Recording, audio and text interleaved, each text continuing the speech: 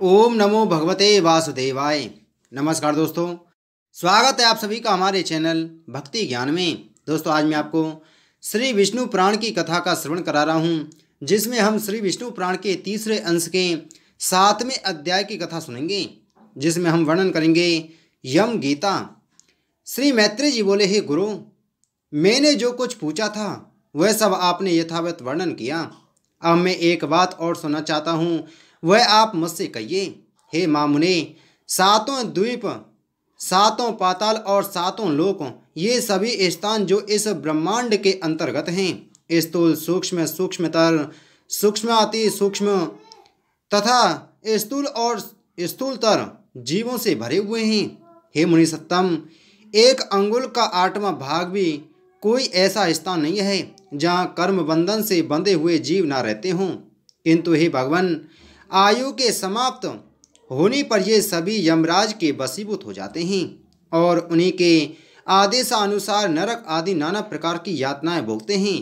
तदंतर पाप भोग के समाप्त होने पर वे देव आदि योनियों में घूमते रहते हैं। सकल शास्त्रों का ऐसा ही मत है। अतः आप मुझे वह कर्म बताइए जिसे करने से मनुष्य यमराज के वशीभूत नहीं होता। मैं आपसे यही सुनना चाहता हूँ। श्री पराशर जी बोले, हे मुने, यही प्रश्न महात्मा नकुल ने पितामह भीष्म से की पूछा था। उसके उत्तर में उन्होंने जो कुछ कहा था वह सुनो। भीष्म जी ने कहा, हे वत्स, पूर्व काल में मेरे पास एक कलिंग देशीय ब्राह्मण मित्र आया और मुझसे बोला, मेरे पूछने पर एक जाति स्मर मुनि ने बतलाया था कि ये सब बातें अमुक अमुक प्रकार की होंगी। हे वत्स, उस बुद्धिमान ने जो जो बातें जिस जिस प्रकार होने को कही थीं, वे सब ज्यों की त्यों हुई। इस प्रकार उसमें श्रद्धा हो जाने से मैंने उससे फिर कुछ और भी प्रश्न किए और उनके उत्तर में उस द्विज श्रेष्ठ ने जो जो बातें बतलाईं, उनके विपरीत मैंने कभी कुछ नहीं देखा। एक दिन जो बात तुम मुझसे पूछते हो वही मैंने उस कलिंग ब्राह्मण से पूछी। उस समय उसने उस मुनि के वचनों को याद करके कहा कि उस जाति स्मर ब्राह्मण ने यम और उनके दूतों के बीच में जो संवाद हुआ था वह अति गूढ़ रहस्य मुझे सुनाया था। वही मैं तुमसे कहता हूँ। कलिंग बोला। अपने अनुचरों को हाथ में पास लिए देखकर यमराज ने उसके कान में कहा, भगवान मधुसूदन के शरणागत व्यक्तियों को छोड़ देना, क्योंकि मैं वैष्णवों से अतिरिक्त और सब मनुष्यों का ही स्वामी हूँ। देव पूज्य विधाता ने मुझे यम नाम से लोगों को पाप पुण्य का विचार करने के लिए नियुक्त किया है। मैं अपने गुरु श्री हरि के वशीभूत हूँ, स्वतंत्र नहीं हूँ। भगवान विष्णु मेरा ही नियंत्रण करने में समर्थ हैं। जिस प्रकार स्वर्ण वेद रहित और एक होकर भी कटक, मुकुट तथा कणिका आदि के वेद से नाना रूप प्रतीत होता है, उसी प्रकार एक ही हरि का देवता मनुष्य और पशु आदि नाना विधि कल्पनाओं से निर्देश किया जाता है। जिस प्रकार वायु के शांत होने पर उसमें उड़ते हुए परमाणु पृथ्वी से मिलकर एक हो जाते हैं, उसी प्रकार गुण क्षोभ से उत्पन्न हुए समस्त देवता मनुष्य और पशु आदि उसका अंत हो जाने पर उस सनातन परमात्मा में लीन हो जाते हैं, जो भगवान के सुरवर वंदित चरण कमलों की परमार्थ बुद्धि से वंदना करता है। घृताहुति से प्रज्वलित अग्नि के समान समस्त पाप बंधन से मुक्त हुए उस पुरुष को तुम दूर ही से छोड़कर निकल जाना। यमराज के ऐसे वचन सुनकर पास हस्त यमदूत ने उनसे पूछा, प्रभु, सबके विधाता भगवान हरि का भक्त कैसा होता है, यह आप मुझसे कहिए। यमराज बोले, जो पुरुष अपने वर्ण धर्म से विचलित नहीं होता, अपने स्वहद और विपक्षियों के प्रति समान भाव रखता है, किसी का द्रव्य हरण नहीं करता तथा किसी जीव की हिंसा नहीं करता, उस अत्यंत राग आदि शून्य और निर्मल चित्त व्यक्ति को भगवान विष्णु का भक्त जानो। जिस निर्मल मति का चित्त कलि कल्म पुरुष मल से मलिन नहीं हुआ और जिसने अपने हृदय में श्री जनार्दन को बसाया हुआ है, उस मनुष्य को भगवान का अति भक्त समझो। जो एकांत में पड़े हुए दूसरे के सोने को देखकर भी उसे अपनी बुद्धि द्वारा तृण के समान समझता है और निरंतर भगवान का अनन्य भाव से चिंतन करता है, उस नर श्रेष्ठ को विष्णु का भक्त जानो।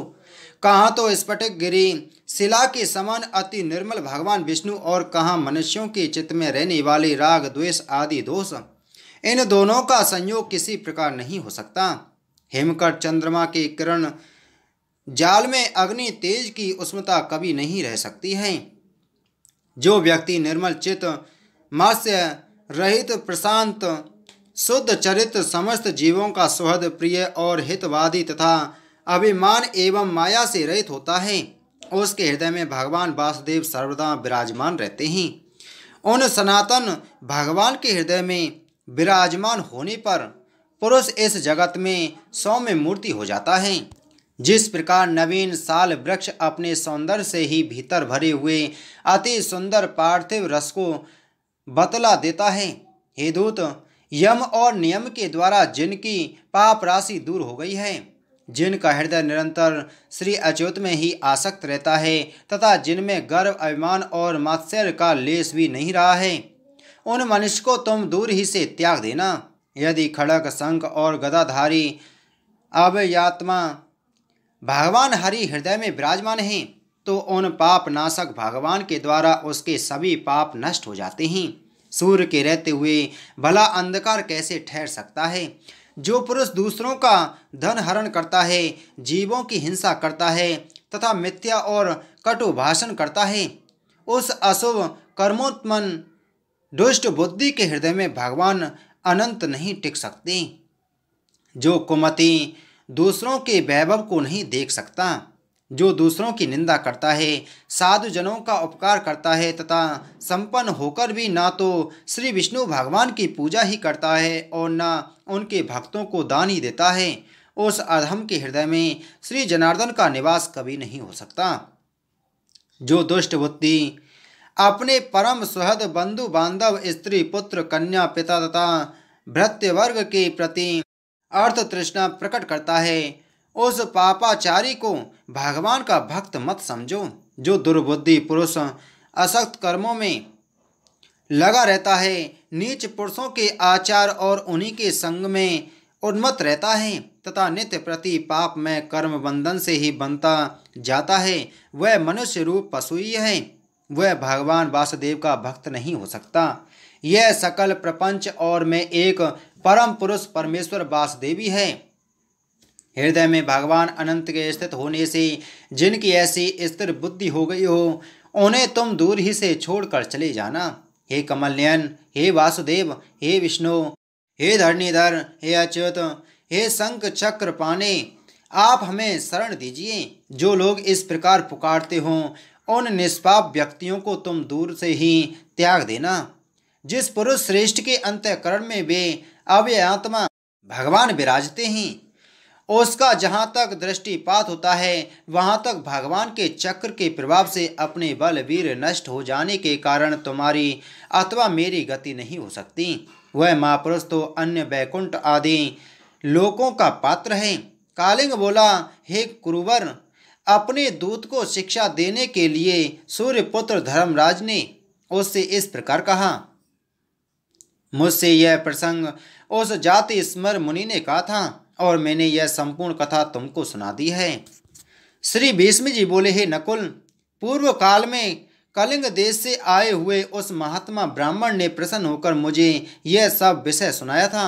हे वत्स, वही संपूर्ण वृतांत जिस प्रकार की इस संसार सागर में एक विष्णु भगवान को छोड़कर जीव का और कोई भी रक्षक नहीं है, मैंने ज्यों का त्यों तुम्हें सुना दिया। जिसका हृदय निरंतर भगवत परायण रहता है, उसका यम, यमदूत, यमपास, यमदंड अथवा यम यातना कुछ भी नहीं बिगाड़ सकते। श्री पराशर जी बोले, हे मुने, तुम्हारे प्रश्न के अनुसार जो कुछ यम ने कहा था वह सब मैंने तुम्हें भली प्रकार सुना दिया। अब और क्या सुनना चाहते हो? आइए सुनते हैं श्री विष्णु पुराण के तीसरे अंश के 8वें अध्याय को, जिसमें हम वर्णन करेंगे विष्णु भगवान की आराधना और चातुर्वर्ण धर्म का वर्णन। श्री मैत्रेय जी बोले, हे भगवान, जो लोग संसार को जीतना चाहते हैं, वे जिस प्रकार जगतपति भगवान विष्णु की उपासना करते हैं वह वर्णन कीजिए। और हे मामुने, उन गोविंद की आराधना करने पर आराधन परायण पुरुष को जो फल मिलता है वह भी मैं सुनना चाहता हूँ। श्री पराशर जी बोले, हे मैत्रेय, तुम जो कुछ पूछते हो यही बात महात्मा सागर ने औरव से पूछी थी। उसके उत्तर में उन्होंने जो कुछ कहा वह मैं तुमको सुनाता हूँ, श्रवण करो। हे मुनि श्रेष्ठ, सागर ने भृगुवंशी महात्मा औरव को प्रणाम करके उनसे भगवान विष्णु की आराधना के उपाय और विष्णु की उपासना करने से मनुष्य को जो फल मिलता है उसके विषय में पूछा था। उनके पूछने पर औरव ने यत्न पूर्वक जो कुछ कहा था वह सब सुनो। और बोले, भगवान विष्णु की आराधना करने से मनुष्य भूमंडल संबंधी समस्त मनोरथ स्वर्ग से भी श्रेष्ठ ब्रह्म पद और परम निर्वाण पद भी प्राप्त कर लेता है। हे राजेंद्र, वह जिस जिस फल की जितनी जितनी इच्छा करता है, अल्प हो या अधिक, श्री अच्युत की आराधना से निश्चय ही वह सब प्राप्त कर लेता है।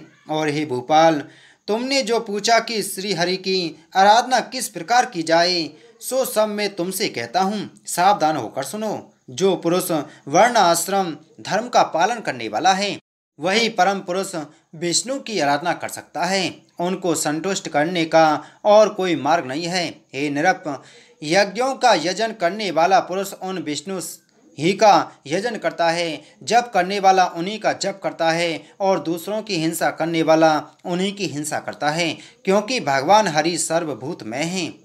अतः सदाचार युक्त पुरुष अपने वर्ण के लिए विहित धर्म का आचरण करते हुए श्री जनार्दन ही की उपासना करता है। हे पृथ्वीपते, ब्राह्मण क्षत्रिय वैश्य और शूद्र अपने अपने धर्म का पालन करते हुए ही विष्णु की आराधना करते हैं, अन्य प्रकार से नहीं। जो पुरुष दूसरों की निंदा चुगली अथवा मिथ्या भाषण नहीं करता तथा ऐसा वचन भी नहीं बोलता जिससे दूसरों को खेद हो, उससे निश्चय ही भगवान केशव प्रसन्न रहते हैं। हे राजन, जो पुरुष दूसरों की स्त्री धन और हिंसा में रुचि नहीं करता उससे सर्वदा ही भगवान केशव संतुष्ट रहते हैं। हे नरेंद्र, जो मनुष्य किसी प्राणी अथवा वृक्ष आदि अन्य देहधारियों को पीड़ित अथवा नष्ट नहीं करता उससे श्री केशव संतुष्ट रहते हैं। जो पुरुष देवता ब्राह्मण और गुरुजनों की सेवा में सदा तत्पर रहता है, हे नरेश्वर, उससे गोविंद सदा प्रसन्न रहते हैं। जो व्यक्ति स्वयं अपने और अपने पुत्रों के समान ही समस्त प्राणियों का भी हित चिंतक होता है वह सुगमता से ही श्रीहरि को प्रसन्न कर लेता है। हे नृप, जिसका चित्त राग आदि दोषों से दूषित नहीं है उस विशुद्ध चित्त पुरुष से भगवान विष्णु सदा संतुष्ट रहते हैं। हे नृपश्रेष्ठ, शास्त्रों में जो जो वर्णाश्रम धर्म कहे गए हैं उनका ही आचरण करके पुरुष विष्णु की आराधना कर सकता है और किसी प्रकार नहीं। सगर बोले, हे द्विज श्रेष्ठ, अब मैं संपूर्ण वर्ण धर्म और आश्रम धर्मों को सुनना चाहता हूँ, कृपा करके वर्णन कीजिए। और बोले, जिनका मैं वर्णन करता हूँ उन ब्राह्मण क्षत्रिय वैश्य और शूद्रों के धर्मों का तुम एकाग्रचित्त होकर क्रमश श्रवण करो। ब्राह्मण का कर्तव्य है कि दान दे, यज्ञों द्वारा देवताओं का यजन करे, स्वाध्यायशील हो, नित्य स्नान तर्पण करे और अग्न्यास ध्यान आदि कर्म करता रहे।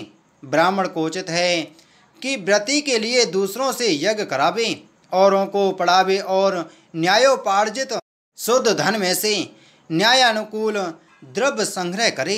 ब्राह्मण को कभी किसी का अहित नहीं करना चाहिए और सर्वदा समस्त प्राणियों के हित में तत्पर रहना चाहिए। संपूर्ण प्राणियों में मैत्री रखना ही ब्राह्मण का परम धन है। पत्थर में और पराई रत्न में ब्राह्मण को समान बुद्धि रखनी चाहिए। हे राजन, पत्नी के विषय में ऋतुगामी होना ही ब्राह्मण के लिए प्रशंसनीय कर्म है। क्षत्रिय को उचित है कि ब्राह्मणों को यथेच दान दें, विविध यज्ञों का अनुष्ठान करें और अध्ययन करें। शस्त्र धारण करना और पृथ्वी की रक्षा करना ही क्षत्रिय की उत्तम आजीविका है। इनमें भी पृथ्वी पालन ही उत्कृष्टतर है। पृथ्वी पालने से ही राजा लोग कृतकृत्य हो जाते हैं, क्योंकि पृथ्वी में होने वाले यज्ञ आदि कर्मों का अंश राजा को मिलता है। जो राजा अपने वर्ण धर्म को स्थिर रखता है वह दुष्टों को दंड देने और साधुजनों का पालन करने से अपने अभीष्ट लोकों को प्राप्त कर लेता है। हे नरनाथ, लोक पितामह ब्रह्मा जी ने वैश्यों को पशुपालन, वाणिज्य और कृषि ये जीविका रूप से दिए हैं। अध्ययन, यज्ञ, दान और नित्य नैमित्तिका आदि कर्मों का अनुष्ठान, ये कर्म उसके लिए भी विहित हैं। शूद्र का कर्तव्य यही है कि द्विजातियों की प्रयोजन सिद्धि के लिए कर्म करे और उसी से अपना पालन पोषण करे, अथवा आपातकाल में जब उक्त उपाय से जीविका निर्वाह न हो सके तो वस्तुओं के लेने बेचने अथवा कारीगरी के कर्मों से निर्वाह करें। अति नम्रता, शौच, निष्कपट, स्वामी सेवा, मंत्रहीन यज्ञ, अस्तेय, सत्संग और ब्राह्मण की रक्षा करना, ये शूद्र के प्रधान कर्म हैं। हे राजन, शूद्र को भी उचित है कि दान दे, बलि, वैश्य देव अथवा नमस्कार आदि अल्प यज्ञों का अनुष्ठान करें, पितृ श्राद्ध आदि कर्म करें, अपने आश्रित कुटुंबियों के भरण पोषण के लिए सकल वर्णों से द्रव्य संग्रह करें और ऋतु काल में अपनी ही स्त्री से प्रसंग करें। हे नरेश्वर, इनके अतिरिक्त समस्त प्राणियों पर दया, सहनशीलता, अमानिता, सत्य, शौच, अधिक परिश्रम न करना, मंगलाचरण, प्रियवादिता, मैत्री, निष्कामता, अकृपणता और किसी के दोष न देखना, ये समस्त वर्णों के सामान्य गुण हैं। सब वर्णों के सामान्य लक्षण इसी प्रकार हैं। अब इन ब्राह्मण आदि चारों वर्णों के आपधर्म और गुणों का श्रवण करो। आपत्ति के समय ब्राह्मणों को क्षत्रिय और वैश्य वर्णों की वृत्ति का अवलंबन करना चाहिए तथा क्षत्रिय को केवल वैश्य वृत्ति का ही आश्रय लेना चाहिए। ये दोनों शूद्र का कर्म, सेवा आदि कभी ना करें। हे राजन, इन उपरोक्त वृत्तियों को भी सामर्थ्य होने पर त्याग दें। केवल आपातकाल में ही इनका आश्रय ले। कर्म संकटता कर्मों का मेल ना करें। हे राजन, इस प्रकार वर्ण धर्मों का वर्णन तो मैंने तुमसे कर दिया। अब आश्रम धर्मों का निरूपण और करता हूँ, सावधान होकर सुनो। आइए सुनते हैं श्री विष्णु पुराण के तीसरे अंश के 9वें अध्याय को, जिसमें हम वर्णन करेंगे ब्रह्मचर्य आदि आश्रमों का वर्णन। और अब बोले, हे भूपते, बालक को चाहिए कि उपनयन संस्कार के अनंतर वेदाध्ययन में तत्पर होकर ब्रह्मचर्य का अवलंबन कर सावधानतापूर्वक गुरु गृह में निवास करे। वहाँ रहकर उसे शौच और आचार व्रत का पालन करते हुए गुरु की सेवा शुश्रूषा करनी चाहिए तथा व्रत आदि का आचरण करते हुए स्थिर बुद्धि से वेदाध्ययन करना चाहिए। हे राजन, प्रातःकाल और सायंकाल दोनों संध्याओं में एकाग्र होकर सूर्य और अग्नि की उपासना करें तथा गुरु का अभिवादन करें। गुरु के खड़े होने पर खड़ा हो जाए, चलने पर पीछे पीछे चलने लगे तथा बैठ जाने पर नीचे बैठ जाए। हे निरपश्रेष्ठ, इस प्रकार कभी गुरु के विरुद्ध कोई आचरण न करें। गुरु जी के कहने पर ही उनके सामने बैठकर एकाग्रचित्त से वेदाध्ययन करें और उनकी आज्ञा होने पर ही भिक्षान भोजन करें। जल में प्रथम आचार्य के स्नान कर चुकने पर फिर स्वयं स्नान करें तथा प्रतिदिन प्रातःकाल गुरु जी के लिए समिधा, जल, कुश और पुष्प आदि लाकर जुटा लें। इस प्रकार अपना अभिमत वेद पाठ समाप्त कर चुकने पर बुद्धिमान शिष्य गुरु जी की आज्ञा से उन्हें गुरु दक्षिणा देकर गृहस्थाश्रम में प्रवेश करें। हे राजन, फिर विधि पूर्वक प्राणी ग्रहण कर अपनी वर्णानुकूल वृत्ति से द्रव्योपार्जन करता हुआ सामर्थ्य अनुसार समस्त ग्रह कार्य करता रहे। पिंड दान आदि से पितृगण की, यज्ञ आदि से देवताओं की, अन्न आदि से अतिथियों की, स्वाध्याय से ऋषियों की, पुत्रोत्पत्ति से प्रजापति की, बलियों से, अन्न भाग से भूतगण की तथा वात्सल्य भाव से संपूर्ण जगत की पूजा करते हुए पुरुष अपने कर्मों द्वारा मिले हुए उत्तमोत्तम लोकों को प्राप्त कर लेता है। जो केवल भिक्षावृत्ति से ही रहने वाले परिव्राजक और ब्रह्मचारी आदि हैं, उनका आश्रय भी गृहस्थ आश्रम ही है। अतः यह सर्वश्रेष्ठ है। हे राजन, विप्रगण वेदाध्ययन, तीर्थ स्नान और देश दर्शन के लिए पृथ्वी पर्यटन किया करते हैं। उनमें से जिनका कोई निश्चित गृह अथवा भोजन प्रबंध नहीं होता और जो जहाँ सायंकाल हो जाता है वहीं ठहर जाते हैं, उन सब का आधार और मूल गृहस्थ आश्रम ही है। हे राजन, ऐसे लोग जब घर आवे तो उनका कुशल प्रश्न और मधुर वचनों से स्वागत करें तथा शय्या, आसन और भोजन के द्वारा उनका यथाशक्ति सत्कार करें।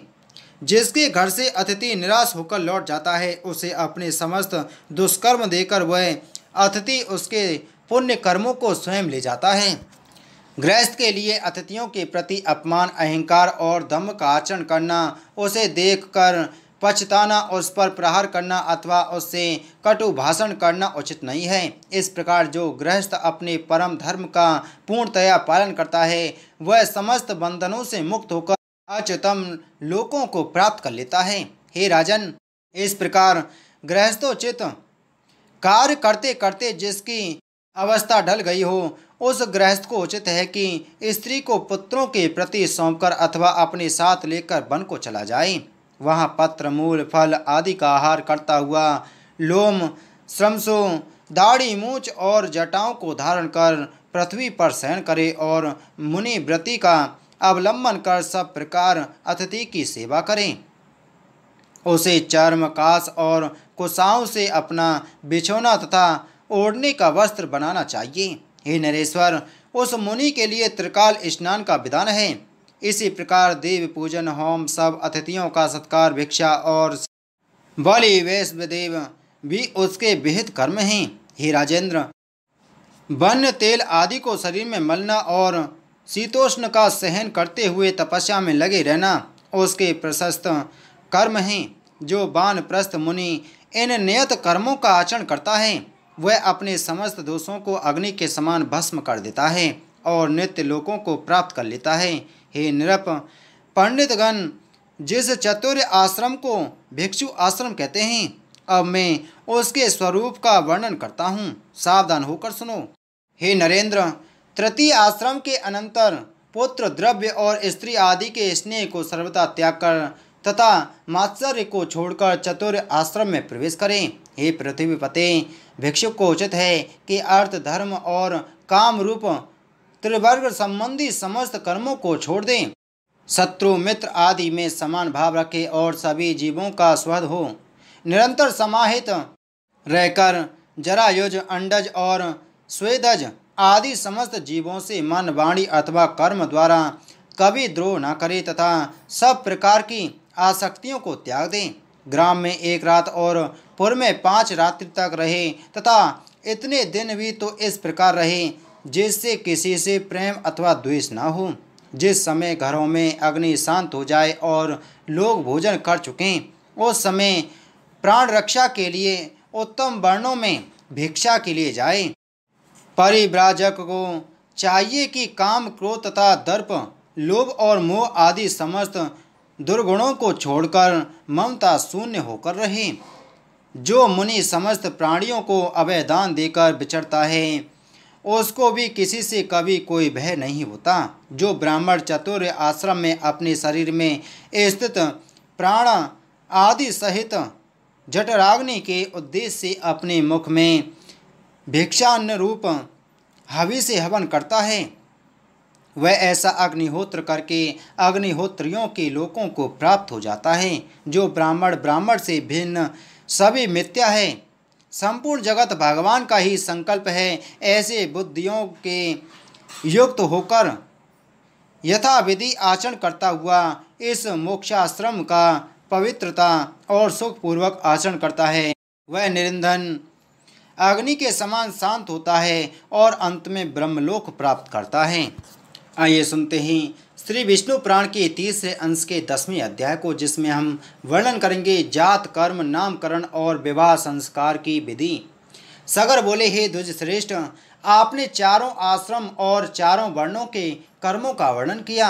अब मैं आपके द्वारा मनुष्यों के शोषण संस्कार रूप कर्मों को सुनना चाहता हूँ। हे भृगु श्रेष्ठ, मेरा विचार है कि आप सर्वज्ञ हैं, अतएव आप मनुष्यों के नित्य नैमित्तिक और काम्य आदि सब प्रकार के कर्मों का निरूपण कीजिए। और बोले, हे राजन, आपने जो नित्य नैमित्तिक आदि क्रियाकलाप के विषय में पूछा, सो मैं सबका वर्णन करता हूँ, एकाग्रचित होकर सुनो। पुत्र के उत्पन्न होने पर पिता को चाहिए कि उसके जात, कर्म आदि सकल क्रियाकांड और आभ्युदयक श्राद्ध करें।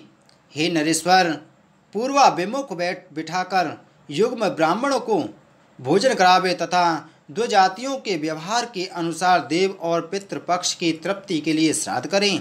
और हे राजन, प्रसन्नता पूर्वक देव तीर्थ अंगुलियों के अग्रभाग द्वारा नांदी मुख पितृगण को दही, जौ और बंदरी फल मिलाकर बनाए हुए पिंड दें, अथवा प्रजापत्य तीर्थ कनिष्ठिका के मूल द्वारा संपूर्ण उपचार द्रव्यों का दान करें। इसी प्रकार कन्या अथवा पुत्रों के विवाह आदि समस्त वृद्धि कालों में भी करें।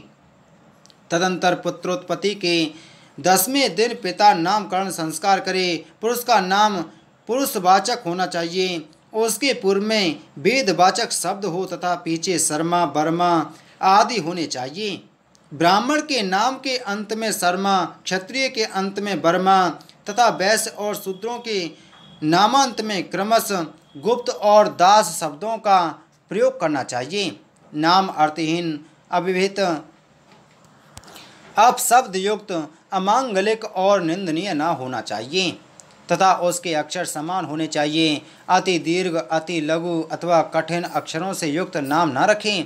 जो सुखपूर्वक उच्चारण किया जा सके और जिसके पीछे के वर्ण लघु हों, ऐसे नाम का व्यवहार करें। तदंतर उपनयन संस्कार हो जाने पर गुरु गृह में रहकर विधि पूर्वक विद्या अध्ययन करें। हे भोपाल, फिर विद्या अध्ययन कर चुकने पर गुरु को दक्षिणा देकर यदि गृहस्थ आश्रम में प्रवेश करने की इच्छा हो तो विवाह कर लें।